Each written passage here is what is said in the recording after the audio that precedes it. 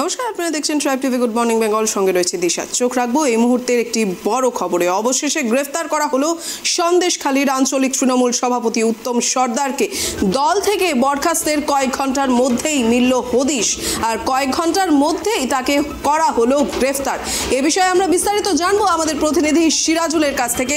সিরাজুল, এই প্রশ্ন একটা বারবার কিন্তু থেকেই যাচ্ছে যে এতদিন যেই নেতাকে খুঁজে পাওয়া যায়নি, দল থেকে বরখাস্ত করার কয়েক ঘন্টার মধ্যেই তার হদিশও মিলে গেল আর তাকে গ্রেফতারও করা হয়ে গেল। এটা কি ধরনের পদক্ষেপ? দেখো দেশে এই মুহূর্তে কিন্তু সন্দেশখালীতে যত 3 দিন ধরে, আজ 4 দিনে পড়লো, 3 দিনের দিন কিন্তু ধুন্ধুমান কাণ্ড ঘটে গেছে গত 3 দিনে সন্দেশখালীতে। যে বিষয়টা নিয়ে সেই উত্তম সর্দার তাকে নিয়ে এবং শিবপ্রসাদ হাজরা এদেরকে নিয়ে কিন্তু ধুন্ধুমান কাণ্ড ঘটে গেছে, অগ্নিগর্ভ হয়ে গেছে সন্দেশখালীতে। সেখানে কিন্তু ইন্টারনেট পরিষেবা বন্ধ করেছে, পাশাপাশি 144 ধারা জারি করা হয়েছে। কিন্তু প্রশ্ন হচ্ছে যে সাসপেনশন লেটার দেওয়া, সাসপেনশন হওয়ার পরে উত্তম সর্দারকে 6 বছরের জন্য সাসপেন্ড করার, দল থেকে সাসপেন্ড করার পরে কিন্তু তাকে বেশ কয়েক ঘন্টা পরে কিন্তু তাকে গ্রেপ্তার করা হয়নি। প্রশ্ন উঠছে তাহলে আগে কেন গ্রেপ্তার করা হয়নি? তাহলে এই অগ্নিগর্ভ ঘটনাগুলো সন্দেশখালীতে কিন্তু ঘটতো না, প্রশ্ন কিন্তু থেকেই যাচ্ছে। পাশাপাশি উত্তম সর্দার এবং পাশাপাশি সেখানে কিন্তু আরও একজন বিজেপি নেতা বিকাশ সিং, তিনি কিন্তু 2016 সালে আবাস যোজনার টাকা, সাধারণ গরিব মানুষের টাকা কিন্তু আবাস যোজনার টাকা না দেওয়ার নাম করে কিন্তু তিনি টাকা আত্মসাৎ করেন এবং তাই নিয়ে কিন্তু সিবিআই তদন্ত নামে সিবিআই তাকে গ্রেপ্তার করে। বেশ কয়েক বছর তিনি কিন্তু বিজেপি দল থেকে কিন্তু বহিষ্কৃত ছিল এবং দল থেকে তাকে সাসপেন্ড করা হয়েছিল।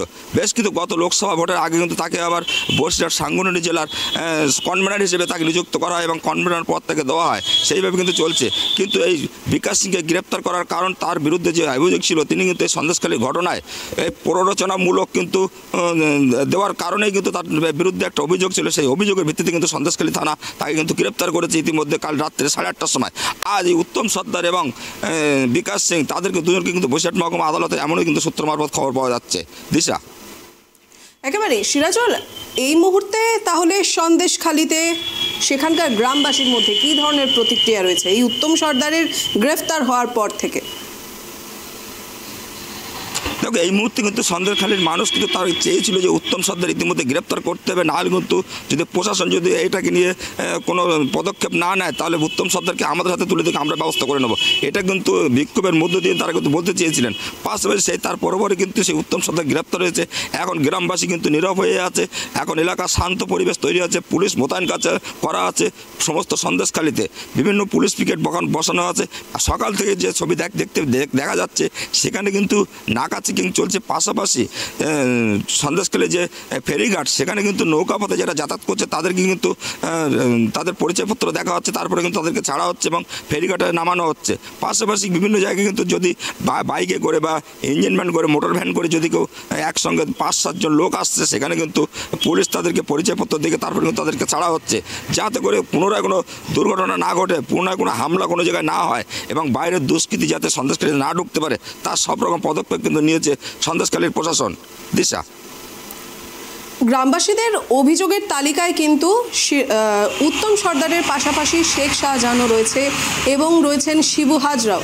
কিন্তু দেখা যাচ্ছে যে ইতিমধ্যেই উত্তম সর্দারকে সাসপেন্ড করে দিয়েছে দল, কিন্তু এখনও শেখ শাহজাহান এবং শিবু হাজরা যারা একই দোষে দোষী তাদেরকে সাসপেন্ড করা হয়নি বা তাদের বিরুদ্ধে কোনো রকমের পদক্ষেপও করা হয়নি।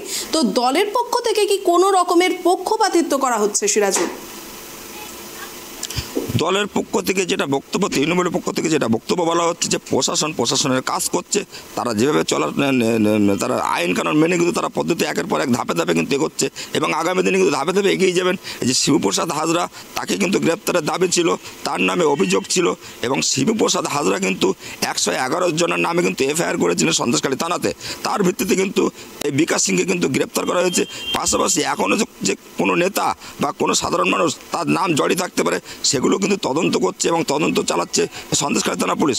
এরপরে আমাদের দেখার বিষয়, আমাদের নজর থাকবে যে এরপরে আরও বাড়তি আর কেউ গ্রেপ্তার হচ্ছে কিনা, সেদিকে আমাদের নজর থাকবে ট্রাইব টিভির ক্যামেরায়। দিশা, ধন্যবাদ সিরাজুল। আর এদিকে সাসপেনশনের কয়েক ঘন্টার মধ্যেই মিলল হদিশ। সাসপেনশনের মেয়াদ করা হয়েছে 6 বছর, অর্থাৎ তৃণমূলের পক্ষ থেকে সন্দেশখালীর আঞ্চলিক তৃণমূল সভাপতি উত্তম সর্দারকে সাসপেন্ড করা হয়েছে 6 বছরের জন্যে। আর যে বিষয়টি বারবারই নাড়া দিচ্ছে সেটি হচ্ছে গিয়ে সাসপেনশনের কয়েক ঘন্টার মধ্যেই উত্তম সর্দারকে খুঁজে পাওয়া গেল, যেখানে একই প্রশ্ন বারবার ঘোরাফেরা করছিল যে উত্তম সর্দার কোথায় রয়েছেন। যে উত্তম সর্দারের হদিশ এখনো অবধি মিলছিল না, সেই উত্তম সর্দারেরই সাসপেনশনের পরপরই কয়েক ঘন্টার মধ্যেই তার খোঁজ পাওয়া গেল এবং তারপরে তাকে গ্রেফতারও করা হলো।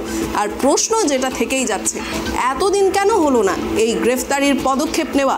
পাশাপাশি এই একই অভিযোগে অভিযুক্ত রয়েছেন শিবু হাজরাও, তার বিরুদ্ধে কোনো রকমের কোনো পদক্ষেপ কেন নেওয়া হচ্ছে না? প্রশ্ন